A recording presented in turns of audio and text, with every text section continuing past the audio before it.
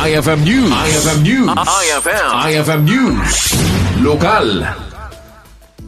Inluluwag ni City of Bataga Vice Mayor Albert Chua ang mechanization ti Mangsupusop ti labor force dagiti Mannalon. Kunana, tumataang dagiti Mannalon rason na kalikaguman na nga ipakayan dagitoy iti mechanized farm equipment. Sirbin ko lang dagito yung farm equipment. Awan to sirbin na dagito yung farm equipment. So dagito yung investment ti city government. At pasapol nga abayan parallel to that is the sustainability of the environment, protection of the environment.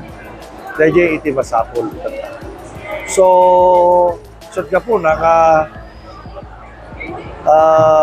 digiti crops tayo, masursuruan magkini di farmer no anya di crops nga umno ka nakwada no nakirang kidanunda guti-gutin tayo nga digiti hanunay nga pakasapol ti danong ti may mula di jay ano anda malaan conservation tayo ti danong at ibatak awan ki natural irrigation tayo nga makungkuna akas kirigiti anda ti daya iti probinsya tayo kay Ilocos Norte mangnamnamatay laan kini apo tayo nga namarso babay di todo so ada innovations nga energy.